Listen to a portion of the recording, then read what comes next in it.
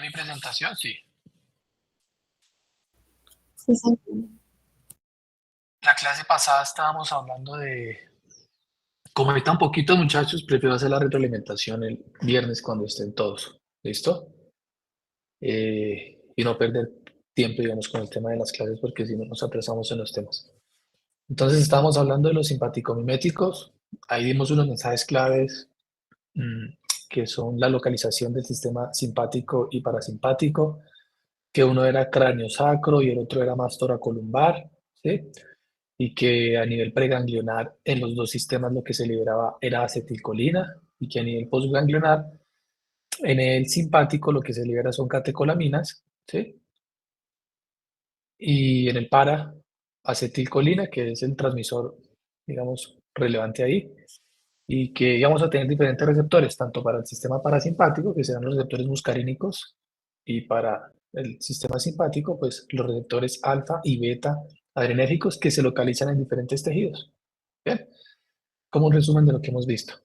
Entonces, que los medicamentos que son agonistas, que ya sabemos lo que es un agonista, medicamento que tiene afinidad y eficacia por el receptor, entonces que esos medicamentos agonistas del simpático también aparecían como simpático-miméticos, porque todo lo que mimetice una acción es que está copiando o simulando lo que normalmente hace el ligando endógeno. Y que los simpaticolíticos pues tienen que ver con la palabra lisis, que es destrucción o detener o parar o que no pase, ¿sí? Serán los antagonistas del simpático. Entonces la idea es que cuando estemos estudiando este nombre con los principios activos, ya con el nombre de los principios activos como tal, porque lo que uno se tiene que aprender es el nombre del principio activo, ¿sí? Y la denominación común internacional que corresponde a ese usualmente principio activo, porque las fórmulas médicas, como lo dice una de las lecturas que tienen en plataforma del primer corte, las fórmulas médicas tienen que ir con el nombre de las denominaciones comunes internacionales, que son los nombres de los principios activos, y que uno no debe utilizar tanto el nombre del medicamento innovador, ¿sí? O nombre de medicamentos. Uno lo puede hacer en la fórmula médica, sí se puede hacer. Pero entonces lo que uno hace es, primero pone el nombre del principio activo, paracetamol, ¿sí? Paracetamol. Y si está casado con alguna casa farmacéutica o su experiencia con algún laboratorio ha sido buena con ese principio activo, pues usted entre paréntesis pone Dolex o Gliburide o el nombre comercial que usted considere o que le guste. Eso tiene un nombre en medicina y se llaman los medicamentos P. Medicamentos P.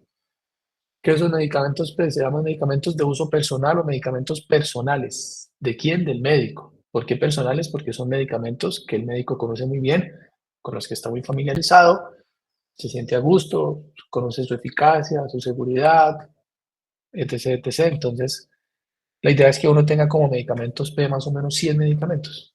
Dicen que si uno sabe más o menos 100 medicamentos bien aprendidos, uno podría atender bien a un paciente, ¿sí? En cuanto a la parte terapéutica. Como hay tantos medicamentos en el mercado, pues es imposible aprendérselos todos. Pero sí hay que conocer los más frecuentes, los de uso más frecuente. ¿Listo? Preguntas hasta ahí, ¿no? Entonces la idea es que cuando estén estudiando el tema, pues ustedes digan, pues esto es un simpático mimético, o esto es un agonista del simpático, ¿listo? O esto es un simpático lítico o un antagonista del simpático. ¿Bien? Y cuando estén estudiando el sistema parasimpático, pues lo mismo. Esto es un agonista colinérgico o un agonista muscarínico o un antimuscarínico o un antagonista muscarínico. ¿Sí? Porque vamos a tener medicamentos en todas las categorías que se usan en pacientes que están en parada cardíaca, en pacientes con enfermedades del corazón como las arritmias, la fibrilación auricular, pacientes con Alzheimer, demencia, con miastenia gravis, pacientes con broncoespasmos. Bueno, vamos a ir viendo cada una de estas categorías. ¿Listo? Y decíamos que, por ejemplo, esta tabla nos resumía el nombre de esos principios activos como simpático-miméticos directos. Entonces, tendrán o no estímulos sobre alfa 1, alfa 2, beta 1 y beta 2, y que era muy importante conocer la localización de estos receptores, porque si yo conozco la localización, es más fácil que me aprenda los efectos de cada uno de estos medicamentos, ¿sí? Entonces, adrenalina, por ejemplo, efecto alfa-1, agonista alfa-1, bueno, es un medicamento que produce vasoconstricción. La nora también produce vasoconstricción, la dopamina también, pero dependiendo de la dosis, ¿sí? Todos tienen efecto beta-1, o sea que todos generan taquicardia. Solo la adrenalina tiene efecto beta-2, o sea que es el único o el que más efecto broncodilatador tendrá. ¿Listo? Y en la parte de abajo teníamos tanto agonistas como antagonistas, pero ya más específicos, ya más selectivos, de los alfa y de los beta receptores. ¿Listo? Alfa y beta, tanto agonistas como antagonistas. Entonces la idea es que para segundo corte, cuando empecemos a tener los quizzes de los parciales, ustedes se sepan el mecanismo de acción, porque en sexto semestre una de las preguntas que hace la doctora Catherine en medicina interna es el mecanismo de acción de los medicamentos. Y si a usted le toca el caso clínico del paciente que está en paro cardíaco, ¿sí? Paciente en asistolia y le entregan un electro, línea isoeléctrica o asistolia. Eh, Plan médico, adrenalina, listo. Segunda pregunta, lo que hace, dígame el mecanismo de acción de la adrenalina, ¿sí? Y por lo menos tienen que decir que es un agonista del sistema simpático con afinidad por receptores alfa-1, alfa-2, beta-1, beta-2, ¿listo? Entonces tendrá efectos sobre todos esos sistemas, pero hay que pensar en dónde están localizados esos receptores. ¿Hasta alguna pregunta, muchachos? No, señor. Todo claro, ¿no? Y esto ya lo habíamos mencionado. Y vamos por aquí, y vamos por aquí, ¿sí? Esta tabla entonces es importante para los que quieran ser intensivistas. No sé si de pronto en el grupo hay alguien que le guste el cuidado intensivo. Claro, todavía no han rotado por cuidado intensivo, pero a veces uno entra a medicina y ya sabe lo que quiere ser, ¿no? Desde el primer semestre hay gente que dice, no, es que yo quiero ser neurocirujano, cirujano general, dermatólogo, cirujano plástico, psiquiatra. Van con la idea muy definida. ¿Alguien quiere ser intensivista en este curso? Los que están... ¿Quién? ¿Quién? ¿Le gusta el cuidado intensivo, sí o no? Entonces, cuando usted esté en cuidado intensivo, se acordará de este artículo, porque allá le van a decir, oiga, ¿cómo se clasifican los agentes vasoactivos? ¿Sí? Pueden haber muchas clasificaciones, muchas, ¿sí? Porque uno los puede clasificar según su peso, según su constante de disociación, según el punto isoeléctrico, según sus características físico-químicas, según la capacidad de refracción que tengan sobre la luz, según muchas cosas, ¿sí? Pero como es con pacientes, pues la clasificación más útil, la que siempre preguntan es esta, ¿sí? ¿Cómo se clasifican entonces los agentes vasoactivos? Se llaman agentes vasoactivos porque seguro tienen efectos en los vasos sanguíneos, ¿sí? Tienen efectos en los vasos sanguíneos, ¿listo? Entonces, o en el sistema cardiovascular. Entonces uno los puede clasificar como agentes vasoconstrictores, ¿listo? Y agentes vasodilatadores en cuanto al efecto sobre la vasculatura periférica. Y en cuanto a los efectos inotrópicos, pues agentes inotrópicos positivos y agentes inotrópicos negativos. ¿Alguien recuerda qué es la inotropía? Inotropía. Estimado intensivista, no puede ser intensivista si no sabe qué es la inotropía. Porque allá le van a preguntar, ¿qué es la inotropía? Y usted va a responderle a su profesor de cuidado intensivo tal cosa. ¿Qué es? Y Es seguro que lo vieron sustancias en que ayudan a contraer fisiología. ¿Cómo? la capacidad del músculo cardíaco. ¿La qué? Está Sustancias hablando por que, allá entre... Es como la profe, capacidad del músculo que tiene, bueno, algo que produce contracción en los músculos, más que todo en el cardíaco, ¿no? Esa es sí, la fuerza de contracción, ¿no? La capacidad de contracción del músculo cardíaco. ¿Listo? La inotropía. Entonces habrá medicamentos con efectos inotrópicos positivos. Le preguntan, oye, ¿y con qué está el paciente? No, profe, está con un inotrópico. ¿Sí? Está con un inotrópico. O él le va a decir, oiga, ¿en inotrópicos qué tiene? No, está con fenilefrina o... Pues no le puede decir eso porque la fenilefrina evidentemente no tiene efectos inotrópicos, ¿no? Si usted le dice eso, pues nada, lo sacan de la rotación y le dicen, no. Vaya y estudie la clasificación.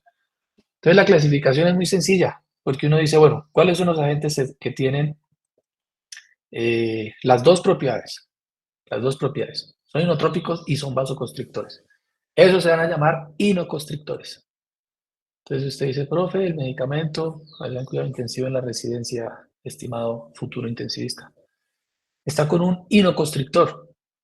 Es un medicamento que tiene efecto inotrópico positivo y efecto vasoconstrictor. Tienen las dos propiedades, las dos propiedades.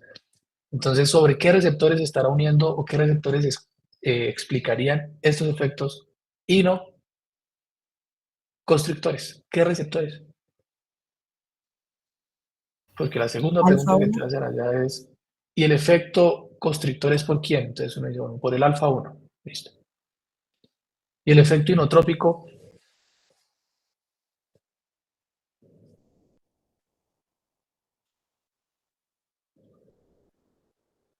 ¿Quién está mediando La los efectos sustancia inotrópicos? ¿Cuál? de la sustancia. Entonces uno se vuelve la tablita y dice, oiga, ¿dónde es que están esos receptores? Ah, bueno, estos, ¿sí? Los beta 1 abundantes en el músculo cardíaco y son los que suben la frecuencia, son los que aumentan el gasto cardíaco, el flujo coronario. Entonces, de pronto, esto es lo que le está dando el efecto inotrópico este. ¿Bien? ¿Estamos? Sencillo, ¿no? Sí.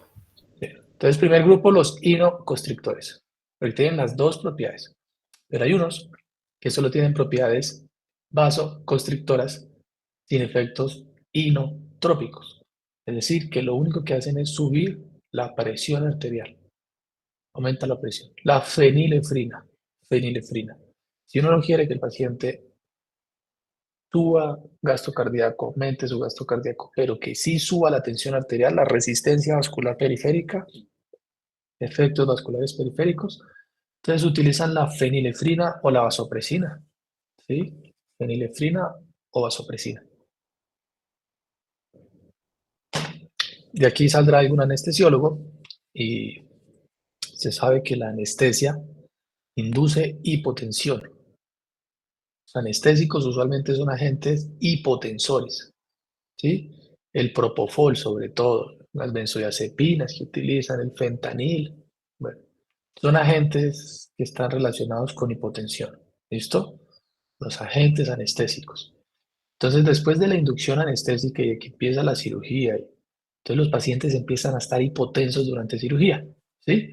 Entonces el anestesiólogo se abre una ampollita de fenilefrina, se la pone por vía endovenosa y la tensión arterial sube. ¿Listo? Porque él no puede o no debe permitir que el paciente esté hipotenso durante la cirugía. ¿Listo? Sobre todo por las repercusiones cerebrales. Repercusiones cerebrales.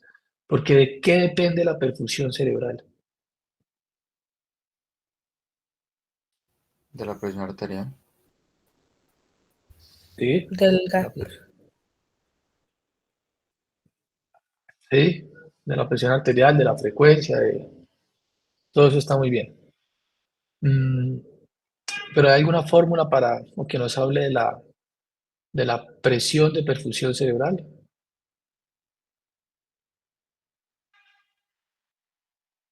De la presión cerebral, presión de perfusión del cerebro. ¿Alguna formulita?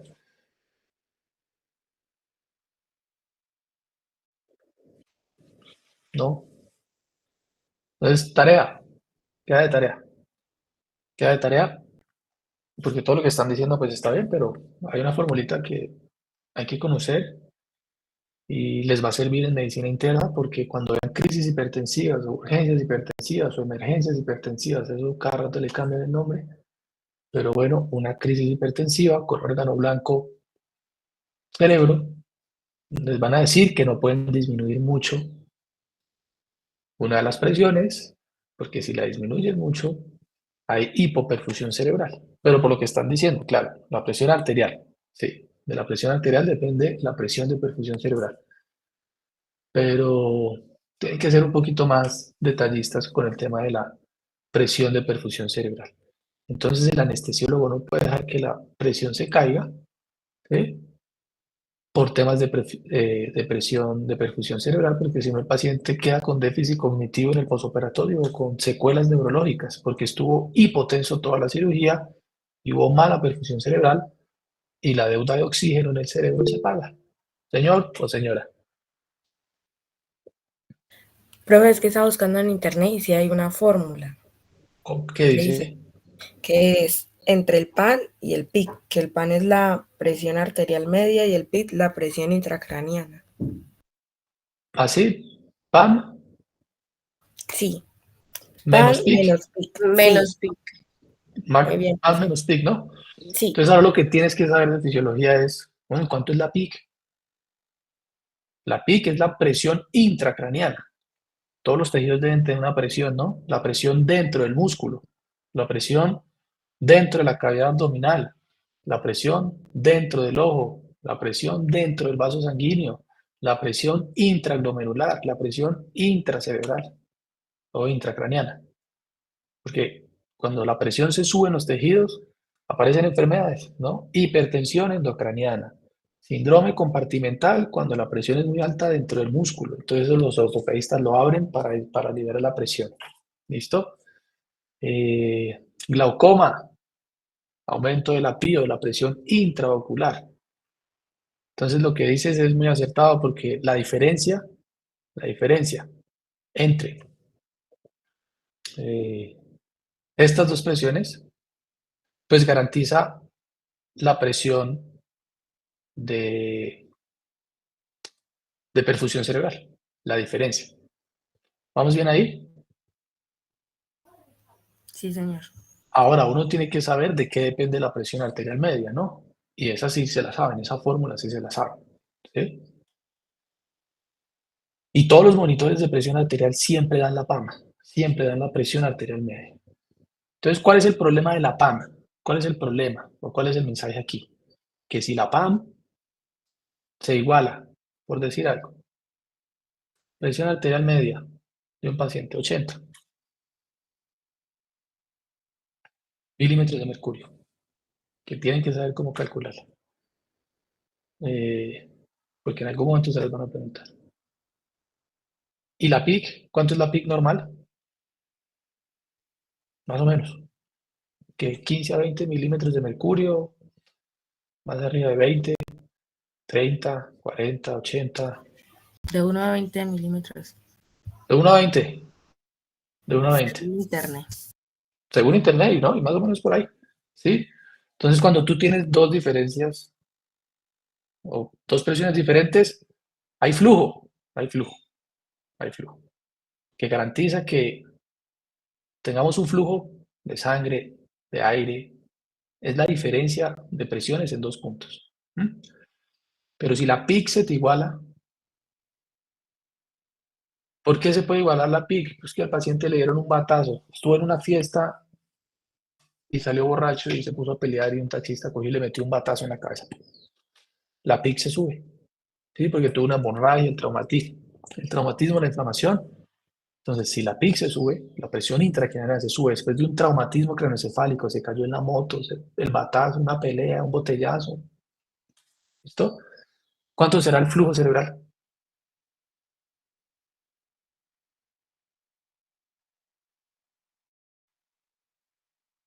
Bajo. Aumentado. No, porque 80 menos 80, ¿cuánto da? Esta es la PAM, Cero. presión. La presión arterial media en promedio es 60, 65, ustedes ahí sentados. ¿Sí? Y la normal del cerebro es 20. Pero si me pegan, 60. Entonces, si se igualan las dos presiones, el flujo es cero. Conclusión, el cerebro deja de perfundir. Deja de perfundir. ¿Listo? Deja de perfundir. Entonces, el mensaje aquí, muchachos, es la PAM es una presión muy importante en la presión de perfusión cerebral. ¿Listo? Y por eso uno no puede dejar, si nos vamos para el otro lado, que la PAM se caiga. ¿Sí? Que la PAM se caiga. Porque si la PAM, presión arterial media, que depende de la sistólica y la diastólica, ¿ustedes conocen ese señor o señora?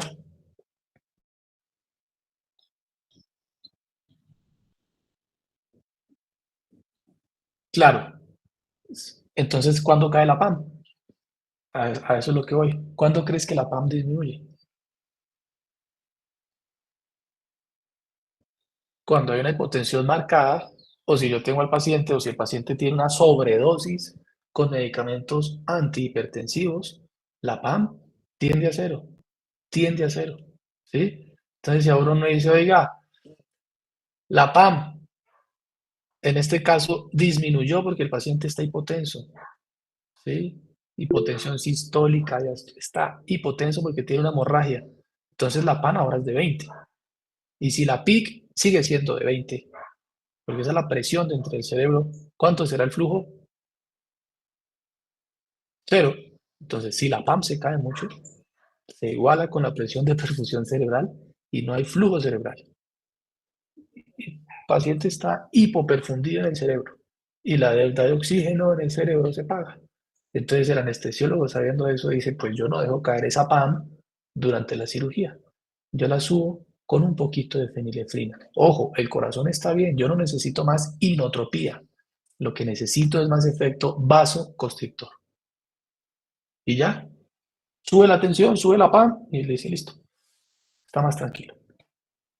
Lo mismo en cuidado intensivo, ¿sí? La PAM es un parámetro muy importante.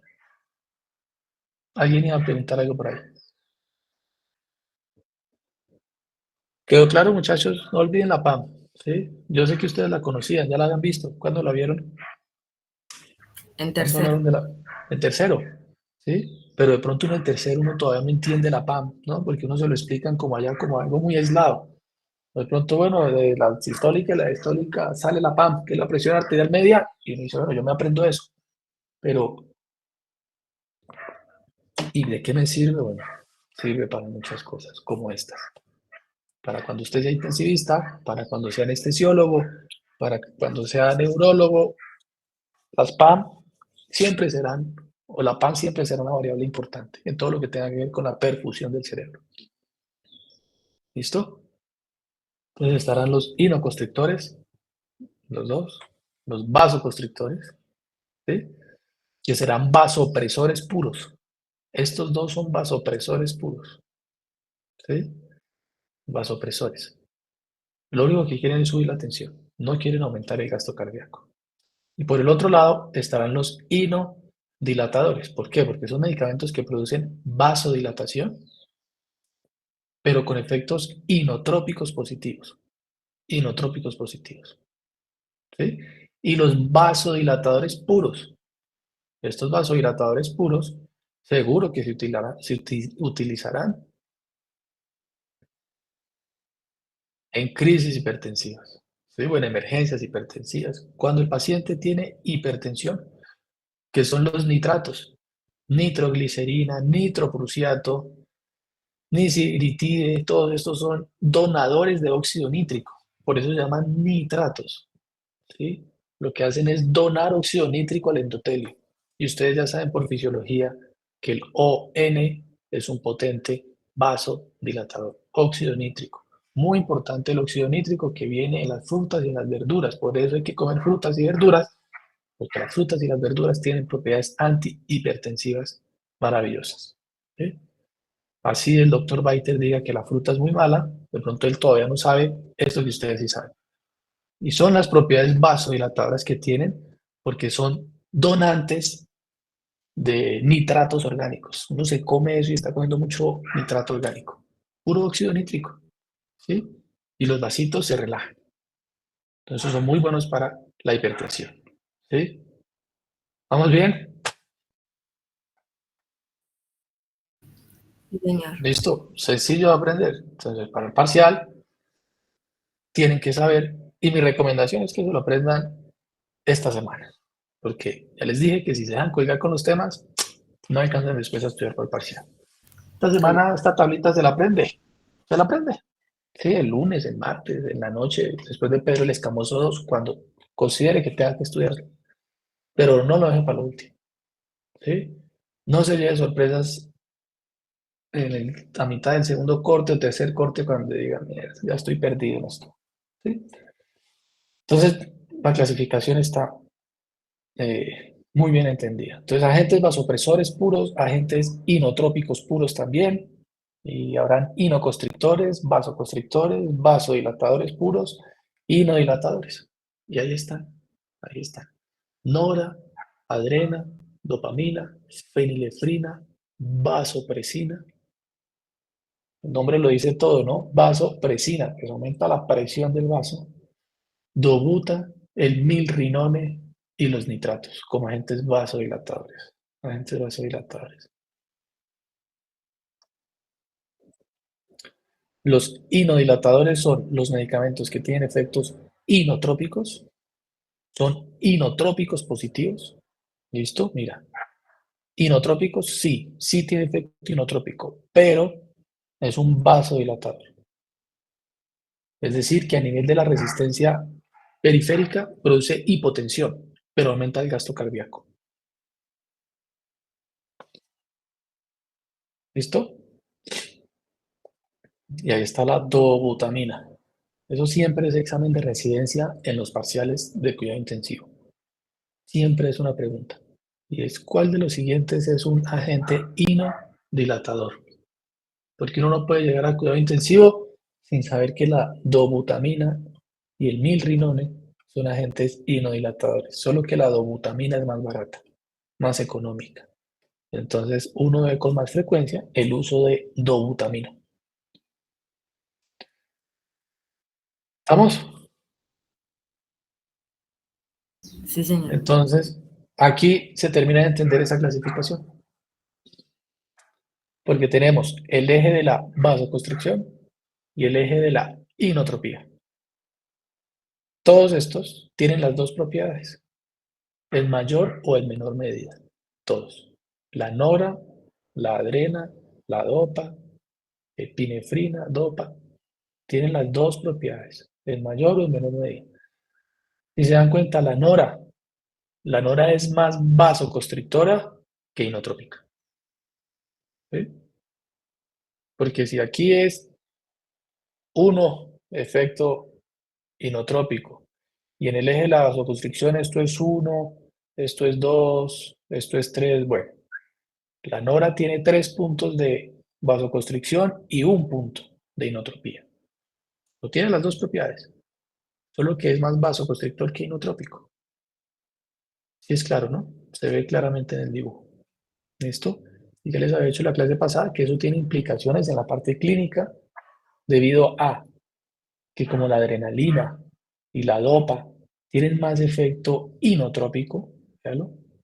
Ya tienen 2 punticos de inotropía o 3, si quisiéramos darle algún valor, pues bueno, digamos que la adrenalina tiene 3 cruces de inotropía, es decir, que aumenta el consumo de oxígeno del miocardio, aumenta el trabajo cardíaco.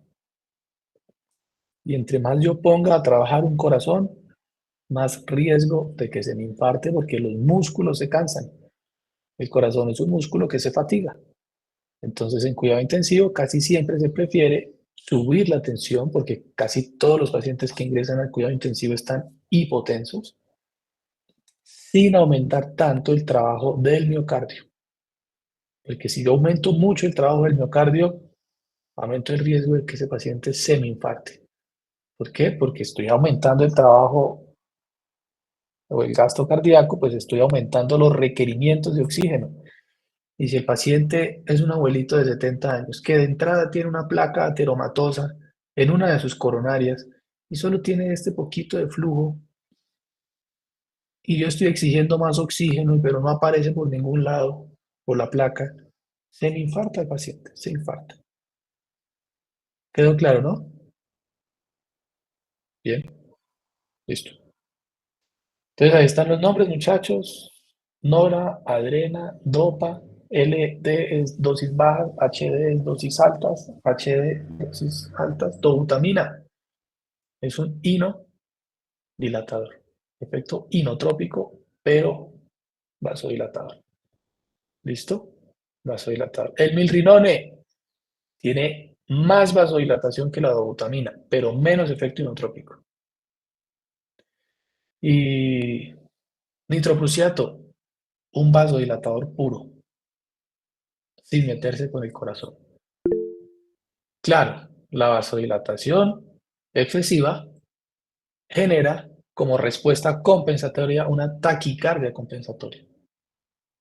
Porque si la presión arterial se cae, pues el corazón compensa con frecuencia y empieza a trabajar más. Entonces eso se llama una taquicardia compensatoria o una taquicardia reflejo de la hipotensión que está ocurriendo. ¿Te oímos? Profe, es que cuando usted mencionó lo que significaba HD en la anterior figura no se le entendió. ¿Me podría decir qué es? Altas dosis. HD aquí de pronto Ah, sí. no se alcanza a ver, pero altas dosis, LD, dosis bajas. Porque Gracias. decíamos en fármaco, mucho gusto, para eso estamos. Porque decíamos en farmacodinamia, los efectos de algunos medicamentos pues dependerán de su dosis, ¿no? Porque dependiendo de la dosis tendremos más o menos concentraciones en los sitios diana, o en el sitio blanco, o en el receptor, o en la diana farmacológica. Siempre que vean diana farmacológica, les están hablando de un receptor. Porque a veces la gente se confunde con alguna diana, porque ya me ha pasado. Profe, ¿quién es Diana? Ay, Dios mío, el receptor. No con ustedes, en otros escenarios. ¿Listo? Bien, Sí, sí. ¿no? Entonces, vea, mediante crucecitas han clasificado los medicamentos por sus efectos sobre cada uno de los receptores, porque como los receptores tienen afinidad, los medicamentos tienen una afinidad y dentro de esa afinidad puede haber mayor selectividad, dependiendo de la constante de disociación sobre el receptor. Entonces unos serán muy selectivos por alfa 1, por beta 1, por beta 2, nada selectivos por receptores de dopamina, pero seguro que la dopamina sí se unirá a esto. ¿Sí? Y este agonismo, porque esto es puro agonismo, afinidad y eficacia, entonces afinidad y eficacia, se va a traducir en una respuesta clínica, en un efecto clínico. Resistencia vascular sistémica, ¿sí? Gasto cardíaco, el stroke, el volumen minuto, el gasto cardíaco. HR, la frecuencia cardíaca. Y como tiene tanto efecto beta 1 algunos, entonces aparece la capacidad para producir arritmias. Taquiarritmias, ¿sí? Taquiarritmias. Porque el estímulo de un beta 1 genera taquicardia. Pero pues si el paciente tiene estas mutaciones raras que le pasa a los jugadores de fútbol, hablando de este pelado que se murió de fútbol, que tienen canalopatías, tienen un componente genético de base para tener mayores arritmias, y yo pongo a trabajar ese corazón el doble, el triple, con un beta 1, pues, fibrilación auricular, fibrilación ventricular, arritmias cardíacas. ¿Listo? Arritmias cardíacas. Muy bien. Entonces, el mecanismo de acción siempre se tendrá que traducir, si es que de verdad hay un mecanismo de acción, siempre se tendrá que traducir en un efecto. ¿Por qué digo esto? Porque los medicamentos homeopáticos, mal llamados medicamentos, porque nosotros la primera semana dijimos que un medicamento era algo que tenía un principio activo, los mal llamados medicamentos homeopáticos no tienen principios activos. No tienen principios activos. ¿Listo? Por eso los medicamentos homeopáticos, pues para mí, no tienen ningún sustento. Es mi punto de vista personal. ¿Sí? Si se van a dedicar a la homeopatía, está bien. Podemos sentarnos a discutir las bases biológicas de eso. ¿Sí? Sin pelear, ¿no? Son discusiones académicas. Discusiones académicas. No es una pelea. Pero los mal llamados medicamentos homeopáticos no tienen principios activos. Pero cuando una sustancia tiene un principio activo y el paciente tiene un receptor disponible, habrá un mecanismo de acción que se traduce en algún efecto farmacológico.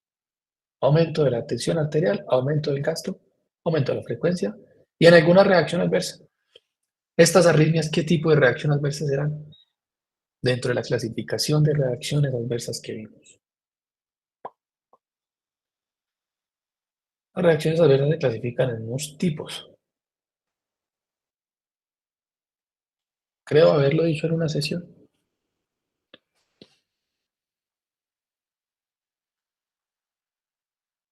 ¿O no lo dijimos?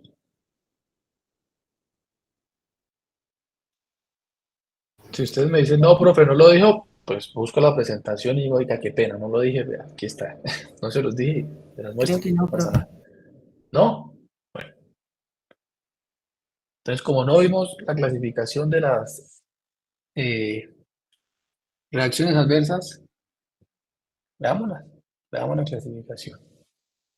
Y les pido disculpas por no haberles presentado la clasificación de las reacciones adversas. Cuando estuvimos hablando de los problemas relacionados, esto lo vimos, Sí, ¿no? Esto lo vimos. sí.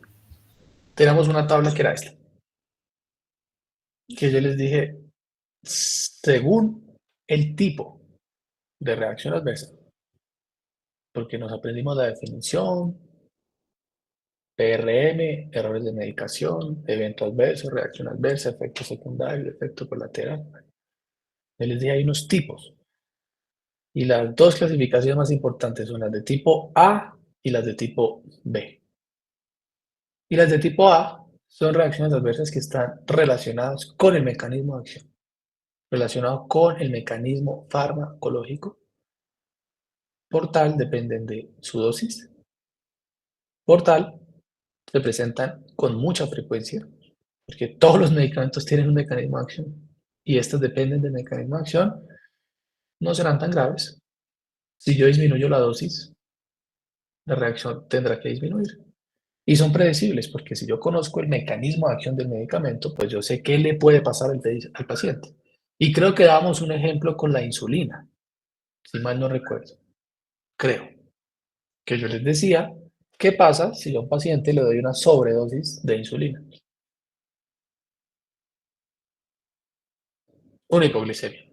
¿Es una reacción adversa de tipo A, sí o no? Sí. Y las otras reacciones son las de tipo B, que no tienen que ver con el mecanismo de acción, no tienen que ver con la dosis, son más difíciles de predecir.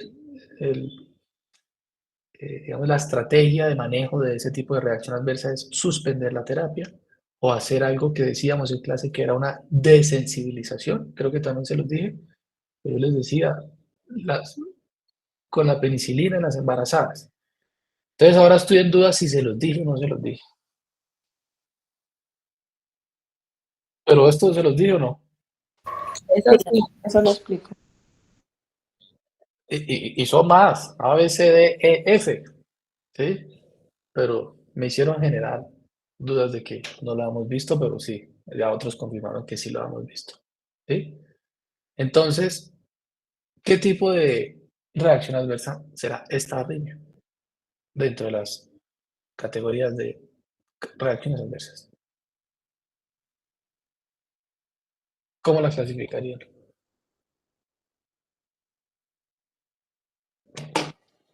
Como A, como C, D, F, B.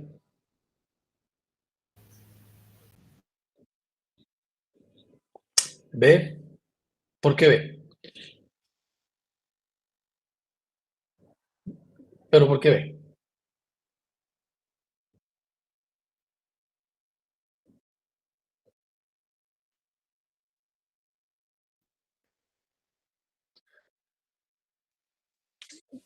Si ustedes las B son alergias, de acuerdo.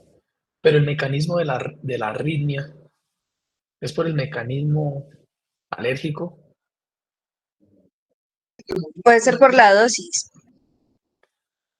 Entonces, pareciera más por la dosis, y Ah, además de por la dosis, por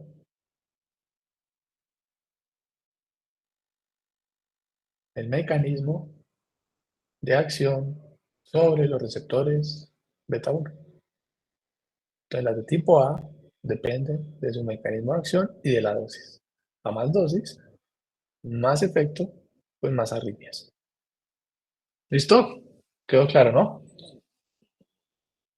Bien. Porque como ahora vamos a ver grupos terapéuticos, pues hay que saber cuáles son sus reacciones adversas dentro de las categorías. Dentro de las categorías. Descongestionantes puros, ¿no? Los bloqueadores alfa 1. ¿Listo? Bloqueadores no, perdón. Los agonistas alfa 1. Son agonistas alfa 1. Entonces empiezan a aparecer más principios activos. Fenilefrina, que era la que veíamos ahí atrás. La oximetazolina, nafazolina y la pseudoefedrina. Pseudoefedrina en rojo porque fue retirada del mercado. Retirada. ¿Sí? Principio activo que se obtiene de una planta. Todos son potentes agonistas alfa 1. Entonces, uno tendrá que tener cuidado con los pacientes hipertensos, con cardiopatías, con prostatismo, con glaucoma. ¿Por qué? Porque decíamos que estos receptores alfa 1 están ubicados en el corazón, en la próstata, en el ojo, y que tienen efectos de aumentar la presión arterial, contraer el músculo, aumentar el líquido o la producción de humor acuoso. Entonces producen glaucoma, retención urinaria y crisis hipertensivas. Entonces hay un medicamento que se utiliza mucho para la congestión nasal, que es la oximetazolina, unas gotas nasales, al 0,05%. Bueno, es un potente agonista, por favor. Y como es un medicamento que entra en contacto con la mucosa, tiene biodisponibilidad sistémica, llega a todo el cuerpo. Entonces atrás en la caja, esta letrica pequeñita por aquí dice, este medicamento no se debe usar por más de 3 días, porque todo el mundo sabe que si uno todos los días se aplica oximetazolina, termina con una crisis hipertensiva en un servicio de urgencias. Y lo mismo pasa con los antigripales, ¿sí? Que tienen una mezcla de principios activos, cafeína, fenilefrina, cetiricina y acetaminofén. Bueno, aquí hay fenilefrina, que es un potente agonista alfa 1. ¿Para qué? Para la congestión nasal.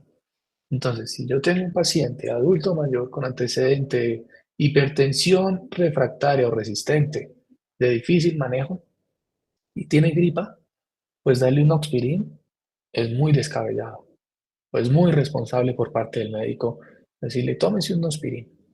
Incluso por el de la droguería es irresponsable. ¿Esto? Por los efectos de la fenilefrina. La cafeína también puede tener un poquito de liberación de catecolaminas y bueno. Pero la fenilefrina es un potente vasoconstrictor. ¿Listo? Descongeja y gripa. Lo mismo. Congestión, flujo nasal, para el dolor porque tiene acetaminofén. La forma farmacéutica pues eran 10 cápsulas blandas de gelatina. ¿Sí? Capsulitas blandas. Eso permite que esa cápsula se desintegre muy rápido en el estómago, que esa fase de liberación que vemos en farmacocinética ocurra muy rápido y que los principios activos tengan una rápida absorción. ¿Sí? Y ellos aquí advierten que este medicamento no contiene pseudoefedrina. ¿Por qué? Porque en Colombia la pseudoefedrina está prohibida. ¿Sí? En otros países no, en Europa no, pero aquí en Colombia sí, porque con pseudoefedrina se puede hacer éxtasis. ¿Listo? Entonces los efectos de los agonistas alfa 1 serán sobre el ojo, sobre la mucosa, sobre el aparato cardiovascular y en la próstata, que es donde están localizados los receptores. Entonces, los usos de estos medicamentos para la gripa, descongestionantes nasales. Y lo que les decía, el paciente que hace hipotensión durante una anestesia, no solo raquidia, una anestesia general, porque los anestésicos son famosos por generar hipotensión. Ya hablamos o mencionamos que la PAM se cae. Y si se cae la PAM, se cae la perfusión cerebral. ¿Listo? También se puede utilizar para dejar los ojitos blancos. Entonces las reinas a veces, cuando les toman las fotos, no quieren que aparezcan los vasitos ni nada. Que la esclera se vea completamente blanca. ¿Sí? Para que la foto quede mejor. Aunque creo que el iPhone 16 viene con aclaramiento de escleras. ¿Sí? Para que vea. ¿Listo? Para que vea. El futuro está, mejor dicho, ya aquí a la vuelta de la esquina.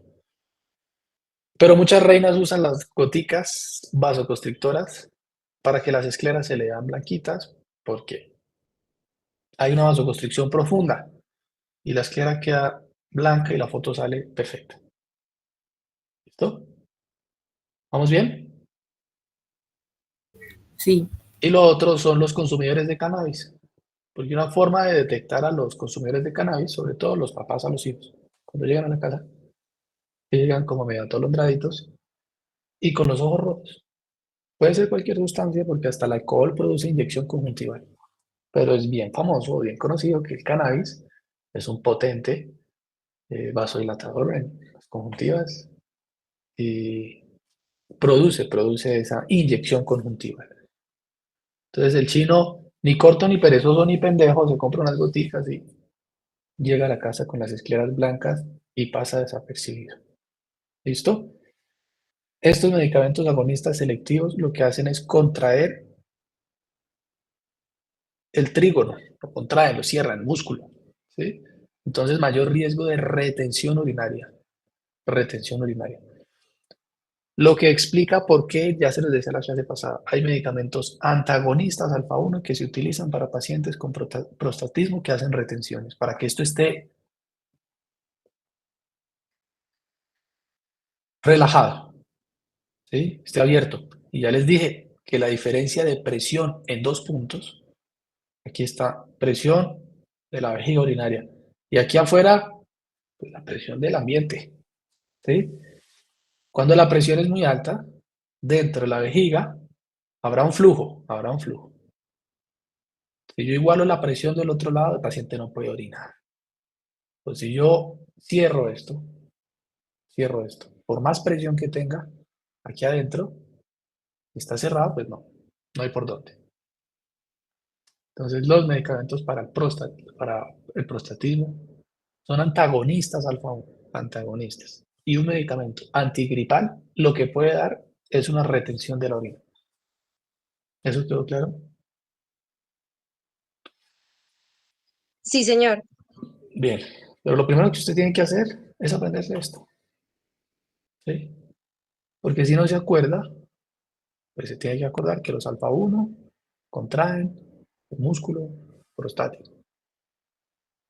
Entonces, todos los agonistas, retención urinaria. Todos los antagonistas mejoran la diuresis del gasto urinario.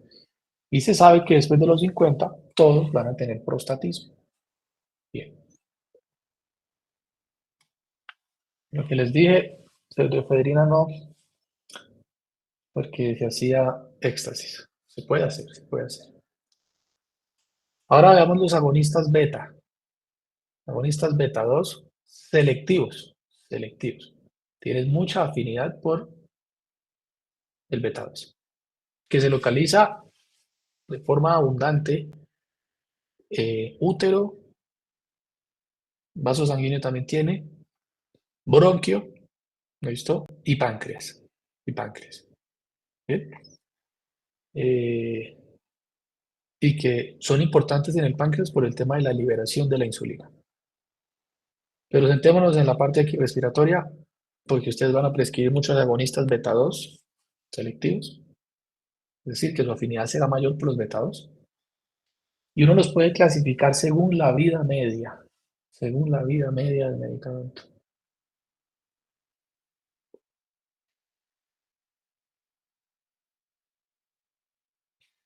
Joeli, ¿me escuchas? Sí. ¿Qué es la vida media del medicamento? Creo que te lo pregunté en el parcial, creo. Eh, es como el tiempo que tarda la concentración del medicamento en disminuir en el cuerpo. Creo que es hasta el 50%. Muy bien, muy bien. Entonces, según la vida media de los agonistas beta 2, uno los puede clasificar en vida media corta, entre 6 a 8 horas de vida media larga, 12 horas de vida media, ultra larga, 24 horas de vida media. ¿Por qué es importante conocer esto? porque entonces el salbutamol será un medicamento que se dará cada 4 a 6 horas, el salmeterol con el formoterol se dará cada 12 o una vez al día, dependiendo del control de la enfermedad, y el indacaterol será un medicamento de una vez al día. ¿Mm? Y esta clasificación hay que conocerla. Esto. Medicamentos SABA, medicamentos LABA y medicamentos ultralava. Ultralava. ¿Por qué? Porque la guía, que ya se los ha mencionado, de asma y de enfermedad pulmonar obstructiva crónica y de crisis asmática, dice el algoritmo de manejo, use un SABA. Dale 4 puffs cada 20 minutos por una hora. Eso dice la guía de crisis asmática. En uno de los punticos, ¿no? Pues dice muchas cosas, pero uno de los puntos es póngale un SABA. ¿Listo?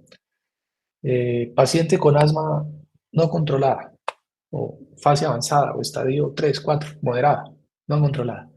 Bueno, esos pacientes tienen que tener un LABA, pero más otro, más un corticoide. ¿Sí? Un LABA. O ultralavas también. Entonces aparece así la clasificación. Use un LABA, use un SAMA, use un LAMA, y les estará hablando desde la vida media. Entonces usted tiene que saber que el salbutamol y la terbutalina son agonistas beta de vida media corta. El salmeterol y el formoterol son agonistas beta de vida media larga. Y que su selectividad no es absoluta. Es decir, que pueden tener algo de efecto beta 1. Entonces, si uno empieza a usar salbutamol cada 20 minutos para correr la media maratón de Armenia, oiga, eso fue hace poquito, ¿no? La media maratón de Armenia o la maratón. Sí, ¿Sí participaron o no? no. Claro que ¿Por qué no. no? ¿Por qué no? Ah, pero Bueno, y hubieron varias, para, también hubo carrera trail en Pijá, en Buenavista, al mismo pero tiempo, para ir a, al mismo tiempo. bueno, están en otros eventos, pero para ir a bailar si no faltó ninguno, ¿no? Así no se desmayan. No, no, pero yo por No, allí profe, tampoco pero es vi. que uno está quietecito. Allá bailando está quietecito en un sitio, en cambio corriendo. No, no, no. Uno no puede, uno no puede bailar y estar quieto al mismo tiempo, es imposible. Eso es como un ensayo clínico, ¿no? Uno no puede ser al mismo tiempo caso y control. Uno no puede estar en los dos grupos de tratamiento. O uno está en Ay, el no, no. placebo o uno está en la terapia innovadora, pero los dos al tiempo no. Uno no puede estar quieto y bailando, ¿no? No, A menos de mentiras, que pero esté es que mi alucinando. estado físico es como malito para esas maratones Bueno, ahí. A media ah, cuadra ya estoy ahí muerta. entonces, como la gente tiene tan mal estado físico, se ayudan con salbutamol en las carreras. Chris Froome se ayudaba con salbutamol. Busquemos a Chris Froome. ¿Quién es Chris Froome? Es un Froome, ¿cómo es ciclista que se llama? profesional. Chris Froome, con F. Chris Froome. El man es famoso en el mundo por el uso del salbutamol. Después de que lo pillaron fue que se retiró. Vea, le hicieron un homenaje y todo allá en plena carrera. El Ventolin, puro salbutamol. Iba Hace no fue que subiendo competía con Nairo en con el Nairo, Tour de claro. Francia. Y vea, ahí está el dispositivo médico. Entonces, dos tipos para montársela, se pusieron gorros de médico y tal, con guantes y vea, salbutamol. ¿Listo? Por tramposo. Porque el salbutamol es un medicamento prohibido en estas carreras, a menos de que uno tenga un pasaporte biológico y el de homólogo diga sí es asmático. Igual han hecho estudios tratando de evidenciar el impacto del salbutamol en el rendimiento, pero les aseguro que la gente respira muchísimo mejor en actividades deportivas cuando utiliza un medicamento de estos. El problema es la taquicardia que produce. ¿Listo? Porque la selectividad no es absoluta. Entonces el paciente está taquicárdico por el ejercicio y por el medicamento. Y el problema de estar tan taquicardia,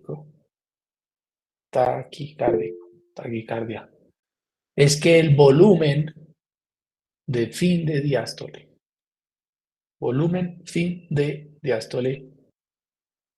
disminuye. Señora, señor, Doctor, es que pues muchas veces por la crisis asmática, si mandan salbutamol, o bueno, para diferentes cosas. Mi pregunta es, ¿solamente este medicamento genera taquicardia o todos ellos Todos tienen ese ellos que efecto? puedan unirse a un receptor beta 1 y todo lo que se te pueda unir a un beta 1. No solo hablando de estos, porque tú puedes tener otro medicamento que por su estructura tenga afinidad por beta 1, te dan taquicardia. ¿Listo? Listo, gracias. Pero todo dependerá de la dosis, porque si es una dosis usual, predominarán los efectos betados, la broncodilatación. Pero si yo utilizo como usan los deportistas eso cada rato, pues la taquicardia es evidente. Y los que han tenido crisis asmáticas y han ido a un servicio de urgencias y les han hecho inhalaciones de estos agonistas beta, de una vez a los 30 minutos sienten que el corazón se les va a salir, ¿sí? De la taquicardia. Y pueden durar taquicárdicos todo el día. ¿Listo? Porque si la dosis o la micronebulización de salbutamol fue muy alta, pues se demorará 8 horas el cuerpo en sacar la primera mitad de la concentración y otras 8 horas en sacar el resto. O sea, uno estará 16 horas taquicárdico. Y ya está en la casa y el corazón no deja de moverse. No deja de moverse. Entonces, un problema del salbutamol es la taquicardia que puede producir y de todos, pero como el salbutamol se usa a dosis altas cuando los pacientes tienen crisis asmáticas, una queja es la taquicardia. Y si el paciente tiene antecedentes de arritmias cardíacas o una predisposición o algo, pues yo prefiero utilizar otro broncodilatador diferente a un beta. Y ahí es donde están los antimuscarínicos. Los antimuscarínicos. ¿Listo? Sí, Y volviendo a esto, no se les olvide que disminuye el volumen de fin de diástole. ¿Qué pasa si a un paciente se le disminuye el volumen de fin de diástole? Disminuye el gasto cardíaco, ¿no? Se cae el gasto cardíaco. Entonces, cuando los pacientes están tan taquicárdicos, el gasto cardíaco se cae, porque se cae el volumen minuto. Se cae el volumen minuto. Entonces, el problema de estas taquicardias severas es que el volumen minuto no hay. ¿Sí? No hay. Muy bien. Efectos. Broncodilatación, taquicardia, aumento del consumo de oxígeno, aumento de la glicemia, lo que les decía. Es importante los vetados por temas de liberación de la insulina, ¿sí? Por eso es que a los betabloqueadores también se les atribuye algo de efectos hiperglicemiantes, hay que tenerlo por ahí en cuenta. En el músculo producen hipocalemia y en el útero relajación. Entonces estos medicamentos son broncodilatadores, producen taquicardia, tienen efectos sobre la glicemia y eso es importante saberlo porque si el paciente es diabético o está usando corticoides o tiene hiperglicemias por otras causas y uno usa medicamentos hiperglicemiantes, pues hay que vigilar esas glicemias, hay que vigilarlas, hay que vigilar las glicemias de los pacientes. Y uno tiene que saber cuáles medicamentos son hiperglicemiantes, no porque los estemos usando para que el azúcar aumente, eso será una reacción adversa del medicamento, ¿sí? Una reacción adversa del medicamento. ¿Listo? De tipo A, porque tiene que ver con los receptores, cómo funcionan. Pero no estamos buscando que suba el azúcar, no. Es un efecto adverso, por usarlo para otra cosa, ¿sí? Y en el músculo produce hipocalemia. Y en el útero relajación. Entonces estos medicamentos también son conocidos como los úteros inhibidores, o hay muchos útero inhibidores y entre los útero inhibidores una categoría son los agonistas beta. Usos: asma, enfermedad pulmonar obstructiva crónica, para APP, estrados de parto pretérmino. A veces aparece así la sigla, APP, amenaza parto pretérmino. Entonces hay que relajar el útero. Y para pacientes que tienen hipercalemia, potasio, ya alguien en la clase pasada creo que lo ha mencionado, por arriba de 5.5, listo, tiene hipercalemia. Bueno, yo le puedo administrar un agonista beta 2 para que ese potasio disminuya. ¿Mm? Y las reacciones adversas serán relacionadas con su mecanismo de acción: taquicardia, aumenta el consumo de oxígeno del miocardio, se me infartan, temblor, pacientes empiezan a temblar, por la respuesta simpática, hiperglicemia, hipocalemia.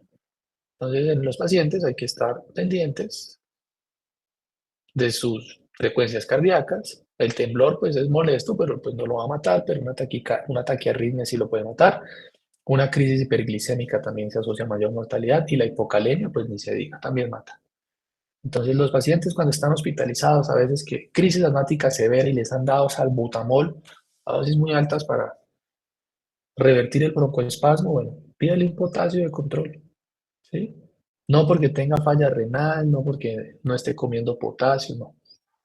Por el efecto que tienen los agonistas beta sobre los niveles de potasio. El mecanismo de acción de eso es la activación sobre la bomba sodio-potasio ATPase. Sodio-potasio. Todo el potasio extracelular lo empieza a meter a la fibra muscular. ¿Listo? Lo empieza a guardar. ¿Bien? Entonces los pacientes hacen hipocalemia. Hay que tener en cuenta que la insulina, para que nunca se les olvide, la insulina, esto no es clase de insulinas todavía, pero la insulina también es un medicamento que tiene efectos sobre la bomba sodio-potasio. Y es muy importante que antes de que infundan una insulina por vía endovenosa, a los pacientes le pidan un potasio. Muy importante que antes de que infundan una insulina por vía endovenosa, el paciente tenga un potasio y que usted lo tenga en la mano. Usted diga, el potasio está en 4.8. Listo, jefe, póngale la insulina.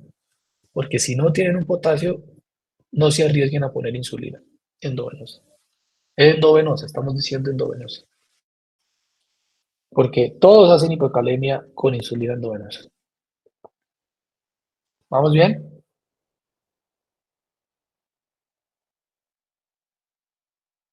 ¿Preguntas?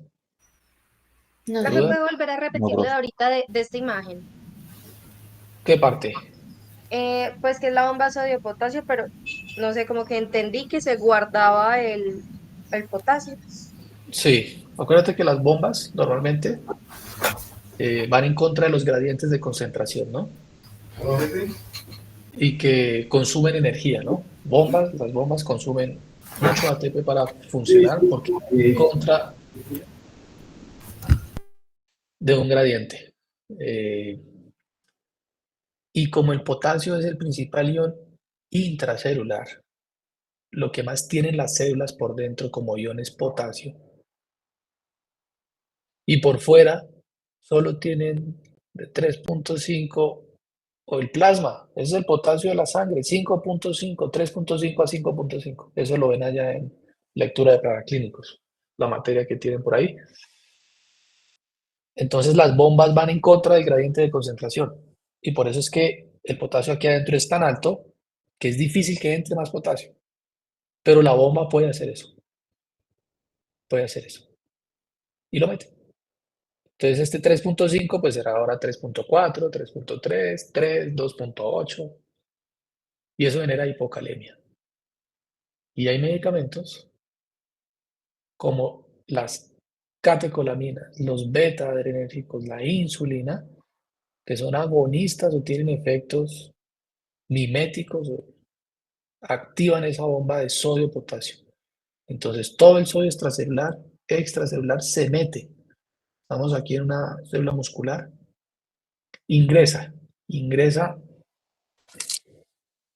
el paciente queda ya no con 3.5 sino 2.5. Una hipocalemia por el uso excesivo de salbutamol. O cuando van a infundir una insulina por vía IV endovenosa. Normalmente la insulina que se infunde es la insulina cristalina. Esa es la que se utiliza para coma diabético o acidosis diabética, la cristalina. No se debería infundir si uno no tiene un potasio de ese paciente. ¿Vamos? Sí, señor.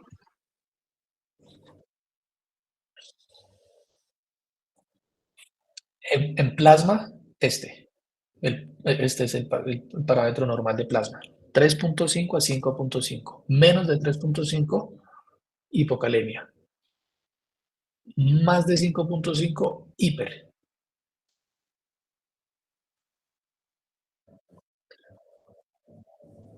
Entonces, si está normal, ¿cierto? Si está normal, pues dice, bueno, le pongo insulina, pero a las 6 horas le pido otro potasio, porque en 6 horas el potasio se puede bajar por culpa de la insulina, ¿sí? Por culpa de la insulina. Y lo que dicen es, si el potasio está entre 3.5 y 4, entre 3.5 y 4, que está normal, bueno, empiece la insulina, pero póngale potasio basal. Entonces se hace infusión de insulina con potasio al tiempo. Hay que ir reponiéndolo. Si está menos de 3.5, la insulina no se puede poner todavía. Primero se repone el potasio y después se le inicia la insulina. Y si está por arriba de 5.5, ponga la insulina. Porque una de las indicaciones de estos medicamentos, de los agonistas beta 2 y de la insulina, además de bajar el nivel de azúcar, es bajar el nivel de potasio. Entonces, algunos pacientes reciben insulina no por ser diabéticos, sino para bajar sus niveles de potasio, porque la hipercalemia también mata. ¿Estamos? ¿Alguien iba a preguntar algo por ahí? Sí, profe, ¿se puede también aumentar el sodio? Eh, También puede haber un aumento de sodio, ¿listo? Pero lo que pasa es que el sodio normalmente está elevado en plasma. El sodio sí pertenece al espacio extracelular. ¿Sí me explico? Tienes más niveles, o los niveles de sodio en sangre son más altos. Esos ya son de 135 a 145. Y como el riñoncito está bien, entonces él puede, por los sistemas de concentración de la orina, puede coger todo ese sodio y sacarlo por orina. Sí, pero claro, el paciente puede hacer una hipernatremia, listo, pero es menos frecuente. ¿Por qué? Porque el riñón tiene la capacidad de no reabsorber ese sodio, no lo reabsorbe. Bien, lo controla muy bien. ¿Listo? Listo, profe.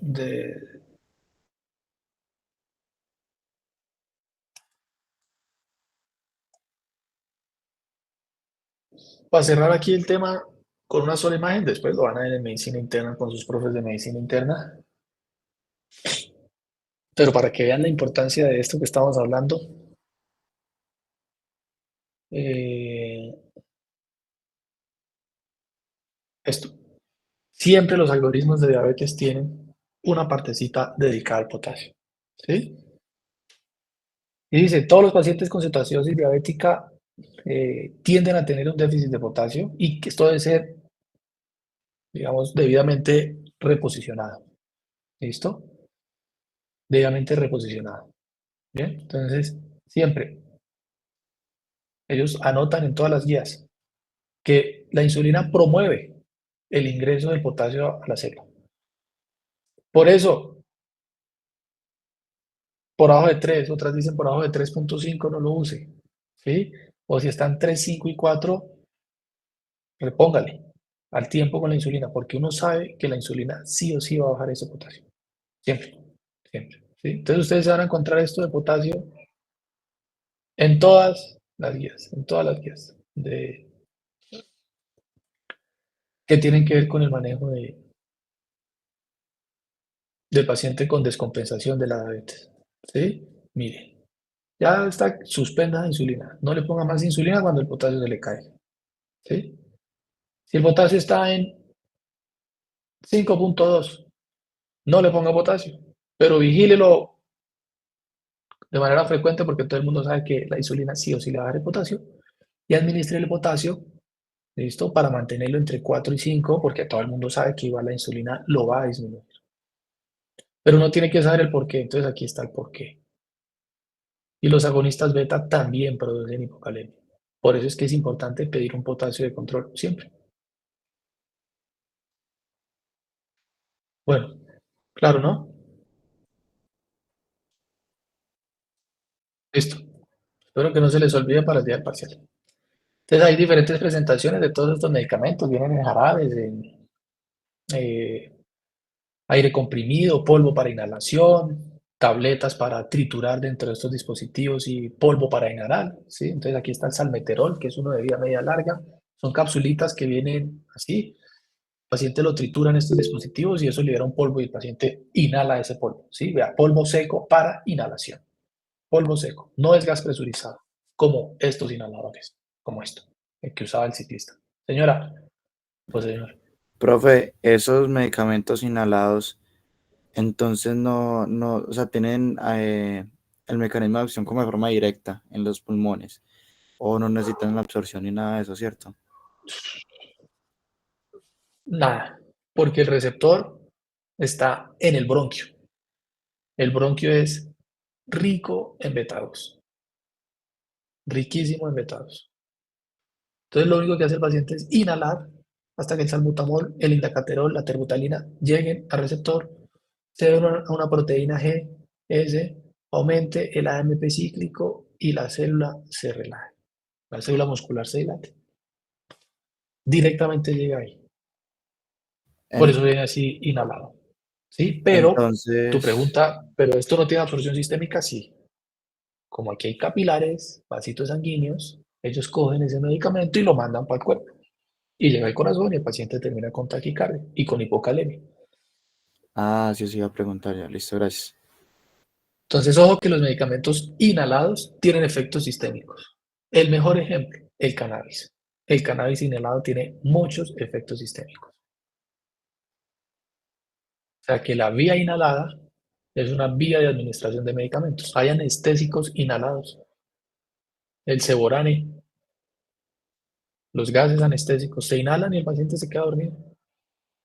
¿Sí? Porque como esto tiene circulación pulmonar, eso coge el principio activo y lo absorbe. Va absorbiendo eso. ¿Qué tiene que atravesar? Bueno, la membrana alvéolo capilar. Yo tengo buenas concentraciones de un principio activo en el alvéolo, ¿sí? Principio activo. Ocupa todo ese alvéolo y en forma de gas. Como hay diferencia de presión y de concentraciones, el gas tenderá a difundir la membrana alvéolo capilar. Y ya está en circulación pulmonar, corazón izquierdo, circulación sistémica. ¿Listo? Circulación Entonces se sistémica. saltan el metabolismo de primer paso. Se puede saltar el metabolismo de primer paso. Como la vía intramuscular también. Como la vía sublingual también. Como la vía endovenosa. Como la vía intraarterial. ¿Listo? Listo, gracias. Bien. Y la difusión del gas, pues depende de... hay un coeficiente, se llama el coeficiente de repartición de los gases. Y cuando sean anestesiólogos, allá se los harán aprender de los gases anestésicos. Bien, pues porque un médico general normalmente no usa tantos gases anestésicos. Los anestesiólogos todos los días. ¿Sí? Muy bien. Entonces, diferentes presentaciones del medicamento, cápsulas, jarabes. Las anfetaminas son simpaticomiméticos indirectos, ¿no? Ya mencionábamos que los medicamentos, estos pueden tener acción directa sobre el receptor o pueden bloquear algún transportador enzima encargada de degradar las catecolaminas. Oiga, me avisan la hora, no estoy viendo qué horas son. Acuérdense que yo 9:21, me profe. avisan, que si no yo sigo de chorizo y me paso. Entonces tienen acción indirecta, ¿sí? Acción indirecta. ¿Por qué? Porque lo que hacen es evitar la recaptación de las catecolaminas. Entonces el paciente tiene mayor estado de alertamiento, porque las catecolaminas son muy importantes para los estados de alertamiento y por eso es que hace parte de las hormonas contrarreguladoras. Las catecolaminas, el cortisol, la hormona de crecimiento, son hormonas contrarreguladoras. Y la hormona reguladora es la insulina. Entonces, todas las hormonas contrarreguladoras se oponen a los efectos de la insulina. O sea que son sustancias hiperglicemiantes. Y si yo estoy hiperglicémico, pues mejoro el estado de alertamiento, mayor actividad física, se me quita la fatiga, se me quita el sueño, no tengo tanto apetito. Bien, entonces todos estos pues son psicoestimulantes, todas estas sustancias. ¿Listo? Aumentan el gasto cardíaco, la presión arterial, pueden generar confusión, alucinaciones, arritmias, hipertensión, angina, lo que generan las anfetaminas, por ser tan psicoestimulantes. ¿Te oímos?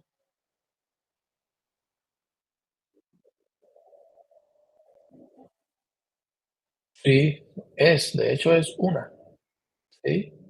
De hecho tiene estructuras muy padres, por ahí más adelante está, sí, dale. El metil fenidato es un análogo de las anfetaminas, es una copia, con la diferencia de que está bien caracterizado, sus anillos, sus grupos funcionales, cuánto pesa, su punto de ebullición, y además que pasó por una tecnología de fabricación. Ellos saben qué dosis viene en cada comprimido, en cada tableta o en el jarabe, en cada centímetro cúbico, en cada jeringa precargado, como hagan la forma farmacéutica. ¿Listo? El problema de las anfetaminas de uso recreativo es que la gente no sabe qué dosis está consumiendo. Pero cuando uno consume estos medicamentos, pues uno sabe la dosis de cada comprimido. Y es que el laboratorio tiene BPMs, las buenas prácticas de manufactura. Ellos están certificados de que producen lotes. Lotes son, imagínense un lote de cerveza Águila, que son todas esas pacas. Bueno, eso es un lote de cerveza. Ahora imagínense eso como un lote de medicamentos. ¿Sí? Y ellos garantizan que todos sus lotes tienen los estándares de calidad y que cada comprimido tiene esa dosis de medicamento, de principio activo. Bien, vamos. Problemas de las anfetaminas. Dependencia y tolerancia. ¿No? Más dosis. Tengo que ir aumentando la dosis para que los efectos no se me caigan. ¿Sí? Para mantener los efectos. ¿Listo?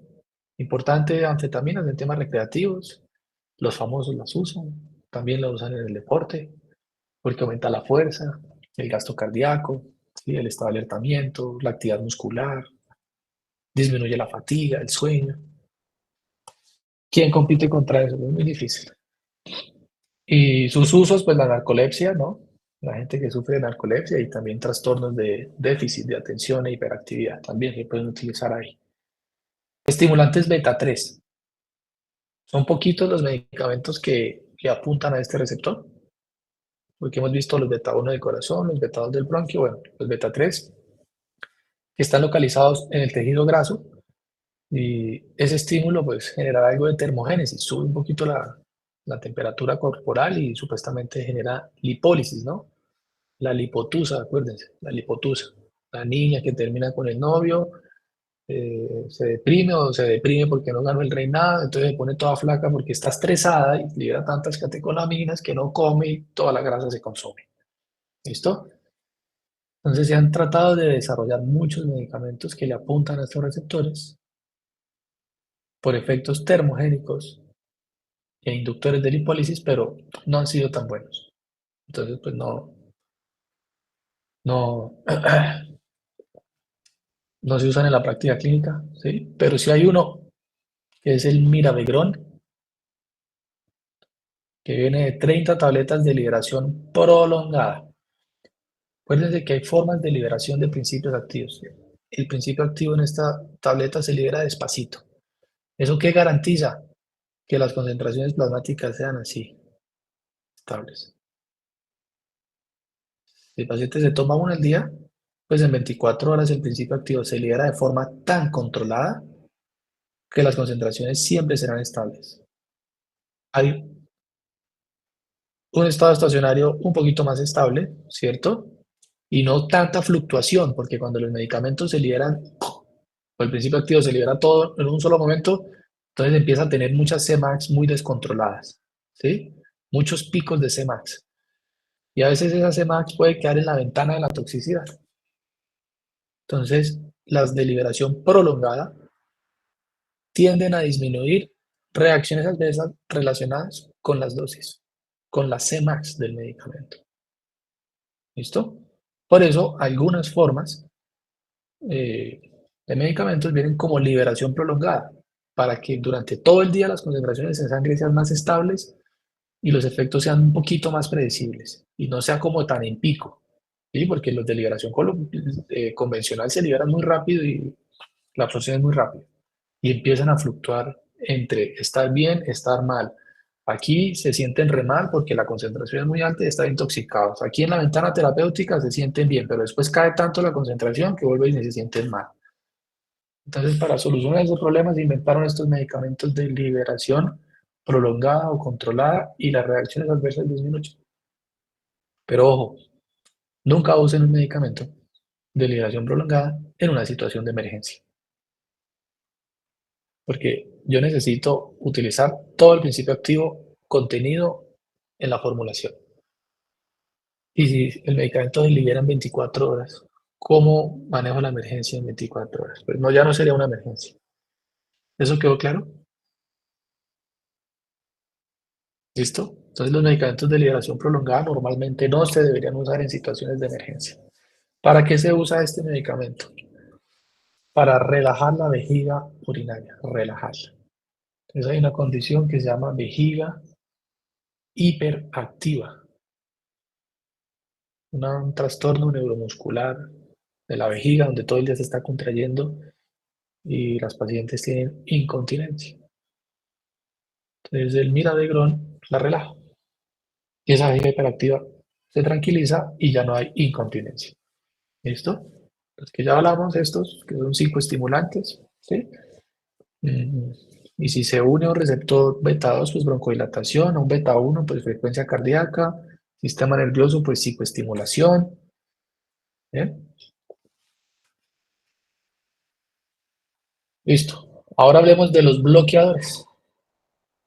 Ya hablamos de los agonistas alfa, beta. Ahora hablemos de unos bloqueadores. ¿Sí? Entonces están los antagonistas alfa, antagonistas, en donde está la fentolamina, la parazosina, terazosina, doxazosina y tamsulosina. Los otros no considero, digamos, en este momento de tanta relevancia clínica. Pero los que les encerré, sí los tienen que reconocer y estudiarlos. Para que el día del parcial, la pregunta que diga cuál de estos es un antagonista alfa o cuál usaría usted para un paciente con prostatido o cuando esté en medicina interna y en el examen oral, porque les hacen un parcial oral, les pregunte, bueno, usted ya me dijo que le iba a dar al paciente prazosina porque tiene una crisis hipertensiva. Dígame cuál es el mecanismo de acción de la prazosina. Entonces usted dice, es un antagonista alfa. Y eso explica sus efectos hipotensores. Listo. Y pasa al parcial. Bien. Antagonistas mixtos. ¿Qué quiere decir esto de mixtos? Que tienen efectos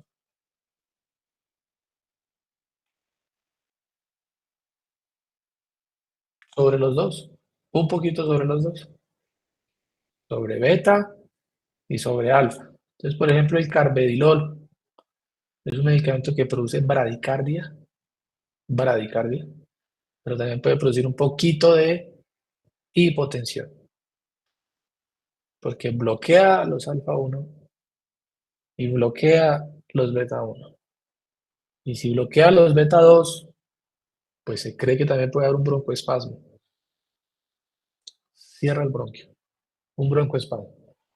Por eso la guía de asma dice, si el paciente tiene un broncoespasmo agudo, no utilice ningún beta bloqueador, porque lo va a terminar de matar. Tiene que usar es un agonista beta, un agonista beta. ¿Vamos? Y los antagonistas beta se pueden clasificar en selectivos y no selectivos. Todos estos serán cardioselectivos.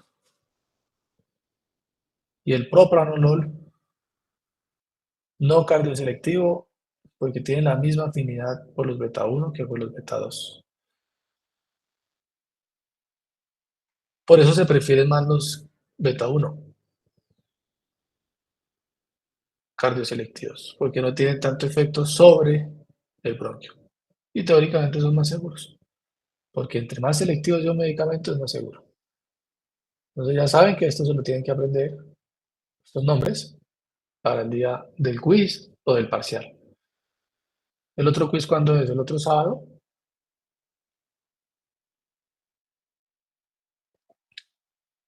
Ahí vamos viendo, porque como se nos empiezan a sumar tantos principios activos, entonces... Pero la recomendación es que se los vayan aprendiendo todos los que hemos visto. ¿Sí? Sí, puede ser el sábado. Puede ser el sábado. Entonces, antagonistas alfa 1. El receptor alfa 1 tiene diferentes subunidades, alfa 1A y alfa 1B. ¿Sí? Entonces, la prazosina y la doxazosina no son tan selectivos, sino que se cogen las dos subunidades.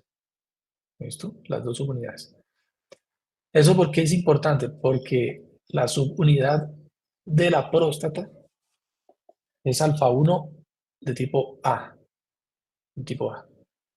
Entonces, si lo que yo quiero es controlar solo el tema de la retención urinaria y el prostatismo, me voy por estos principios activos.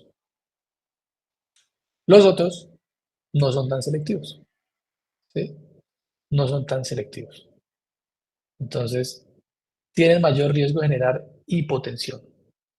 Si yo mando prazosina, o si utilizan la prazosina, para temas de retención urinaria, tienen que tener en cuenta que el paciente puede hacer una hipotensión marcada. Y además hipotensión ortostática, ¿no? Hipotensión ortostática. ¿Cómo se define la hipotensión ortostática? Ya que vieron semiología de la toma de tensión arterial.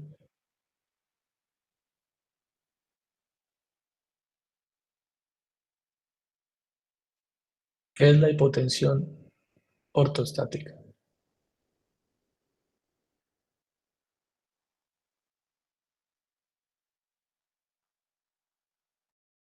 Bueno, que haya anotado dentro de las tareas. La hipotensión ortostática. Cuando uno se Porque para y estos le baja la medicamentos, presión. sí, pero con unidades mejor, ¿no? Con medidas. En medicina es importante las medidas, porque seguro que todos nos paramos y se nos baja un poquito, y por eso sentimos que nos vamos a caer. Al menos 20 a 10 milímetros de mercurio. De la diastólica, sí, de la diastólica. O de la PAM, o de la sistólica, o de las dos. En el primer segundo, 1 minuto después de haberme puesto de pie, 5 minutos después de estar de pie. Entonces revisen la definición de hipotensión ortostática para que no les pase los de sexto semestre que no sabían en el parcial que hicieron también el miércoles y las notas están igual o peor que las de ustedes. Entonces revisen qué es hipotensión ortostática. Y por eso se ¿Qué tiró es mucha esto? trampita en el parcial. Yo siempre he dicho que cuando uno no sabe, todo es difícil, ¿no? Como cuando uno le dice, más yo manejo un carro, pues yo no sé, no, es muy difícil.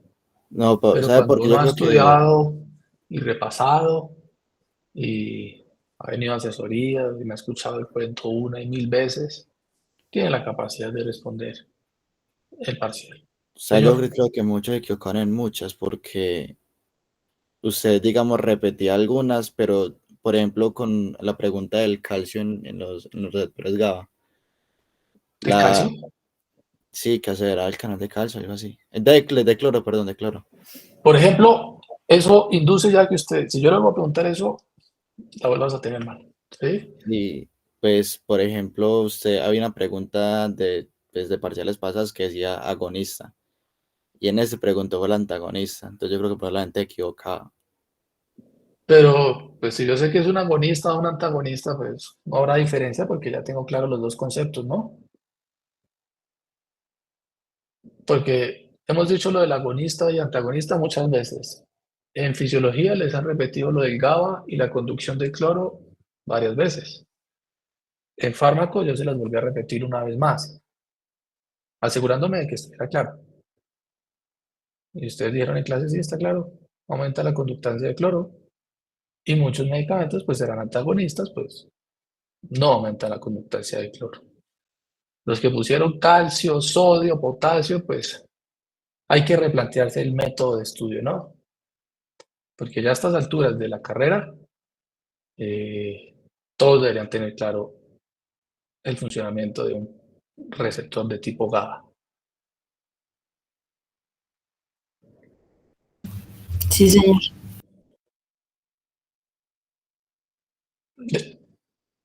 La concentración plasmática de No, fue lo de la dilución. la de la osmolaridad. Sí, lo de la osmolaridad. Objetivamente y razonablemente, sí, siendo sincero, ¿cuántas veces has visto la fórmula de la osmolaridad en tu vida desde que eres estudiante de medicina? Yo nunca la había visto. No puede ser.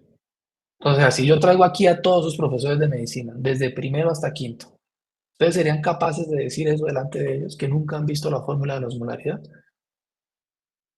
Porque si es el caso, yo hago Pero una pues reunión, si hemos visto el tema, el semestre pasado lo pero vimos, pero espere, pues a sacar la fórmula no sabía. yo hago una reunión y digo, facultad, replanteémonos cómo estamos enseñando nuestras cosas, porque si ellos me dicen que quinto, no han visto una fórmula de osmolaridad, no saben qué es la osmolaridad, no la saben calcular, van a tener muchos problemas académicos el resto de la carrera. Y yo hago la reunión, yo no tengo problema en hacerla.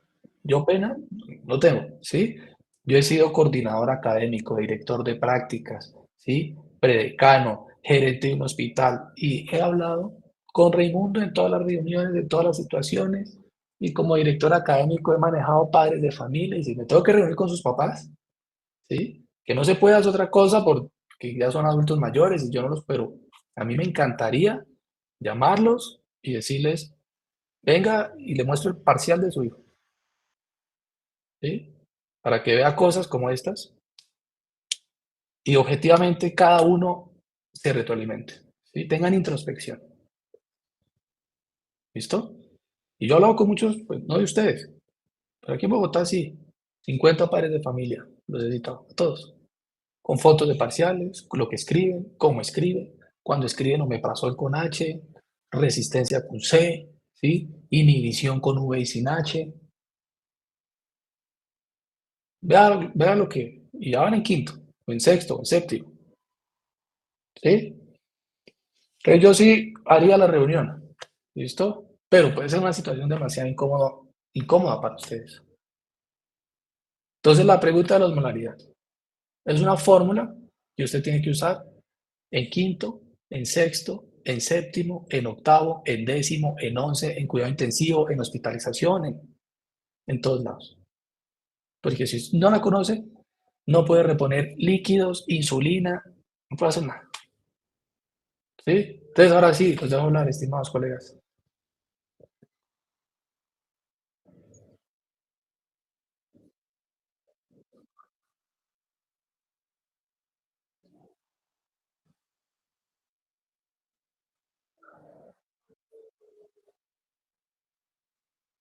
No, como yo pienso, no, como está escrita en todos los libros. Como está escrito en todos los libros, en todos los libros está igual. 2 veces el sodio más la glucosa sobre 18. Pero yo por eso trato de detenerme a explicarles varias cosas, ¿no? Se han dado cuenta que trato de que el tema vaya quedando como claro, ¿sí? Pero si yo entro y miro la pregunta de la gráfica de la potencia, la eficacia y eso, y esa pregunta está mal, pues yo digo, o yo estoy explicando mal lo de la eficacia y la potencia, o ustedes están estudiando mal. Y entramos y miremos la pregunta. De hecho, y la miramos. No pasa nada. ¿Ya saben a qué pregunta me refiero, no?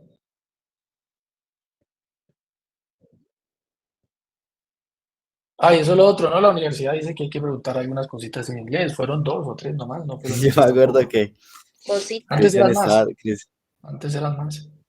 me acuerdo que Pero Cristian estaba atrás mío, profe, y iba diciendo, es que, uy, ¿cómo así que en inglés? Yo voy a hacer alguna tabla o algo, cuando me va leyendo todo un párrafo así, escrito en inglés, yo, uy. no, y en sexto, y en séptimo, y en octavo. Yo tengo fama en la universidad por preguntar en inglés. Entonces yo le dije a la doctora María Eugenia, Doc, ¿quiere que las quite? No, no. Ella es mi jefe y yo todo se lo consulto a ella. Porque ella me ha dicho, Doc, que yo se queja mucho de las preguntas en inglés. Doc, yo las quito. Ah, no, tranquilo, déjelas. Porque desde vicerrectoría quieren que así sea. Bueno, listo, Doc. Tampoco todo en inglés, ¿no? Y era un parrafito, eran 2 o 3. ¿Listo? Pero entro aquí un segundito al parcial y miro lo que respondieron.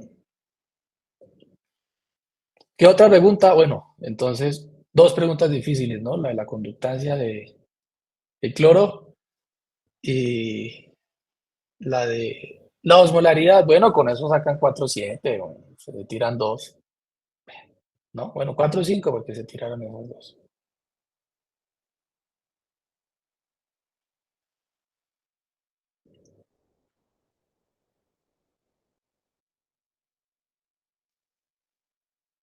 Aquí está parcial. Hablamos uno de alguien que ha pasado.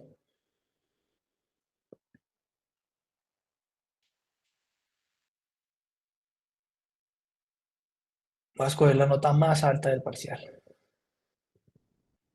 La más alta fue un 37.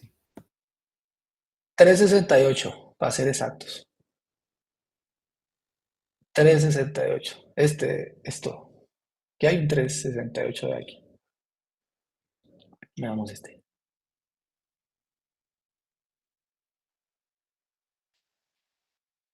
Entonces, esta persona, por ejemplo, tuvo mal 10 preguntas. Sacó mal. ¿Sí? La pregunta número 3, pues aquí así está ordenada, aquí así. Dice, el algoritmo de Alvarado le permite y le ayuda a definir línea de la reacción adversa. ¿Qué respuesta pusieron? Ella puso la causalidad y sale mala.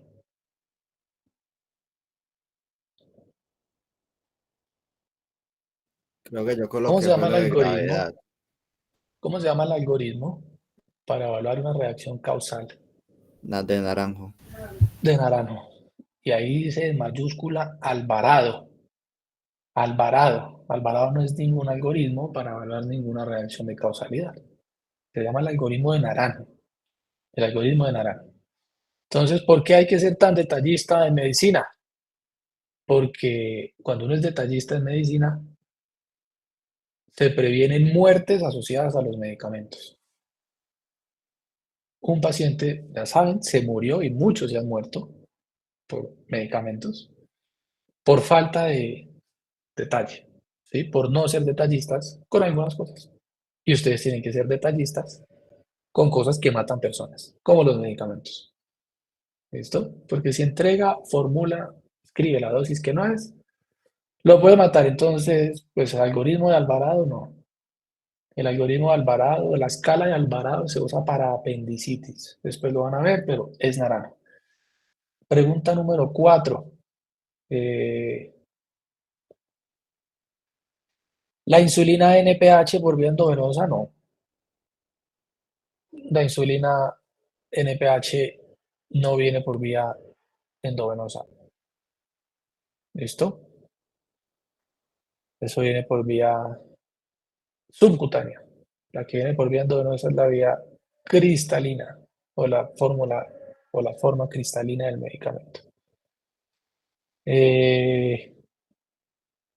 Aquí hay otra pregunta. ¿Cuál es el medicamento que menos, o el medicamento que menos no, la variable que menos impacta en la penetración del antibiótico, del medicamento al cerebro? Pues la MIC. Es que tiene que ver la MIC con la penetración. Nada, nada. ¿Hace cuánto que vienen estudiando la MIG, concentración inhibitoria mínima? ¿Cuándo fue la primera vez que la escucharon? Tercero. En Como clase. en tercero lo escucharon. Todo el mundo sabe que la MIG es la concentración inhibitoria mínima. Entonces, ¿qué tiene que ver la MIG con que el cerebro penetre, con que el antibiótico penetre al... Nada. Entonces, nada que ver. Esa era nada. La MIG no tiene nada que ver con la penetración de un medicamento a un tejido. Aquí hay otra sobre la tolerancia farmacológica, ¿no? Que hemos dicho que la tolerancia aparece con dosis múltiples.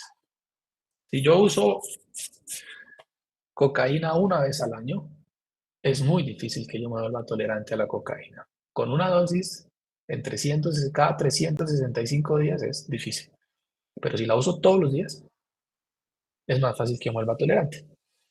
Entonces aquí pusieron algo que tenía que ver con la dosis muy ocasional. Y no, las dosis ocasionales de los medicamentos no generan tolerancia. Las dosis frecuentes, las dosis diarias, el uso crónico, todos los días, dosis acumuladas. Pero una dosis ocasional no generan efectos de tolerancia.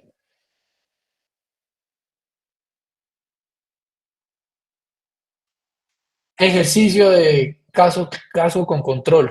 Casos clínicos y control. Caso y control. Calcular un OR. Perdón la pregunta, muchachos. ¿Ustedes cuántos OR han calculado en investigación?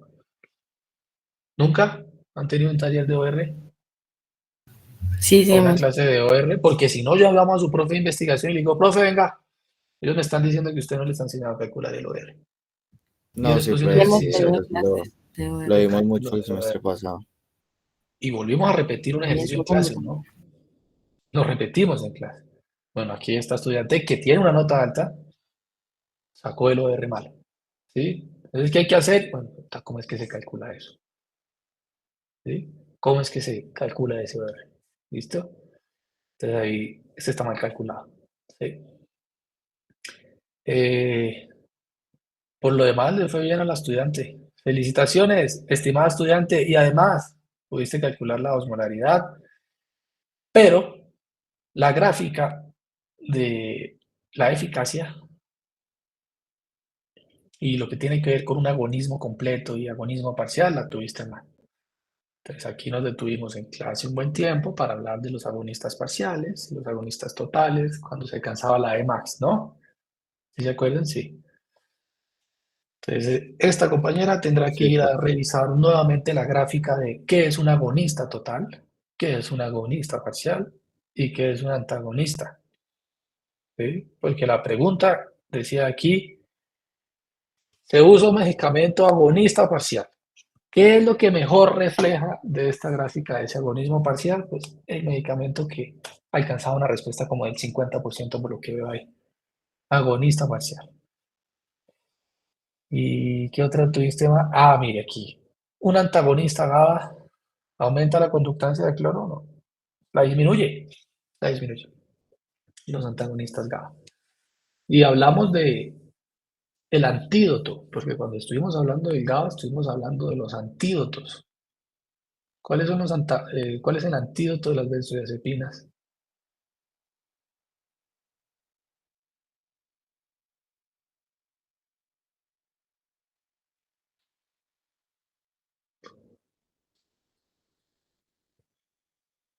En clase lo vimos y explicamos y ¿El antídoto de qué, profe? de las benzodiazepinas, de las benzo.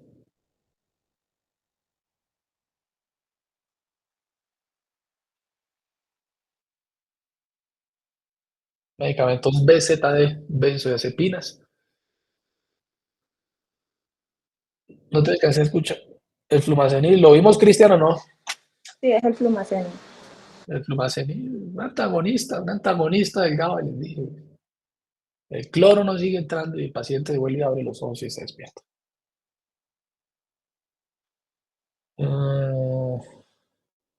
Después una pregunta de farmacocinética, bueno, de fases de desarrollo, ¿sí?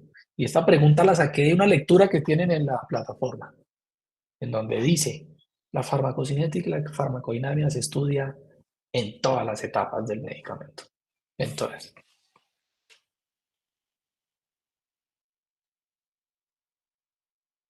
Después una pregunta de biodisponibilidad comparativa.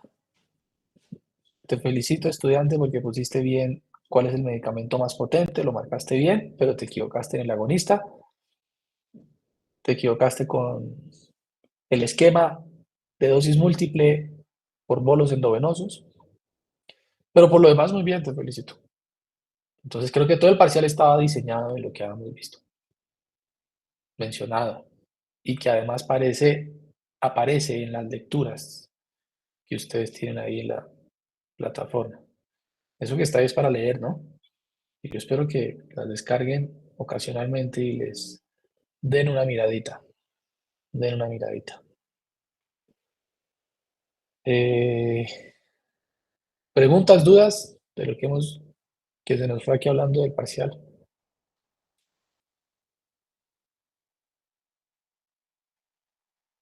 No, señor. A estudiar. A estudiar, no, no, no, no. Es que yo siempre he dicho, no hay otra forma de pasar medicina que no sea estudiando. ¿Sí? Espero que quiero ver algo del parcial aquí, que es como el parcial, como el comportamiento, ¿no? De los estudiantes del parcial. Comportamiento. Compartir. Así, vea. Una campanita, ¿no? Una campanita. Lo que les enseñaron en estadística. Los datos se distribuyen de forma muy normal, casi que se distribuye como la curva de respuesta a los medicamentos que yo les decía, que todos estaban dentro de una gran campana y que los extremos eran los raros, o las respuestas raras, donde aparece la tolerancia, los hiporreactivos, los hiperreactivos, bueno, lo mismo. La gran mayoría están ahí como tirándose un promedio, por aquí un pico raro, ¿no? Bueno, 13 estudiantes entre 3.2 y 3.5. Y de aquí hacia abajo, que son los de 2.5 hacia abajo, son los que preocupan, ¿no? 1, 9, 5, 14, como 25 estudiantes ahí para abajo que, se preocupa la cosa. ¿Sí? Pero estas campanas se revisan para eso, ¿no? Como para decir, oiga, hay una distribución anormal de los datos. No, un grupo promedio se comporta muy bien. Y la gráfica de sexto, igualita. ¿Sí? Yo creo que la campana de los de sexto es igual, o mejor, ¿sí? Se ve mejor. La de octavo, igual, la misma campana. ¿Cuándo es raro? No, pues que no hay campana, todos sacan uno. Ah, no, el profe los jodió a todos. Ahí sí, pero cuando me dicen, Doc, le tiró duro, veamos la campana de Gauss.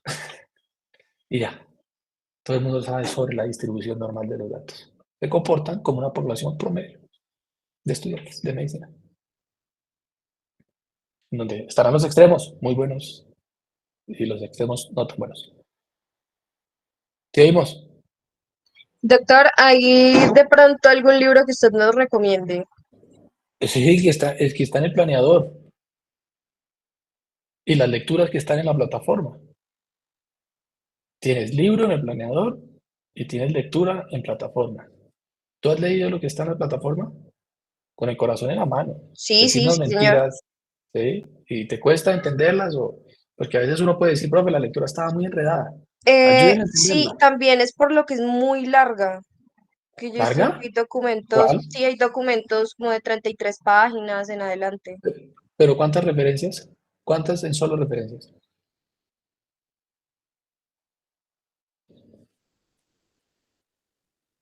Dime cuál te ha parecido muy larga. Quitando las referencias, porque las referencias no se las leen. La fase de desarrollo de medicamentos hay dos, y una es un poquito más larga que otra por lo que tiene de referencias. Pues claro, ustedes entran, bajan el archivo, 50 páginas. ¿Ya vio cuántas tablas tiene? ¿Ya vio cuántas referencias bibliográficas hay ahí? Para que uno no crea que se va a gastar 5 días leyendo eso. Si no, menos, ¿no? Menos.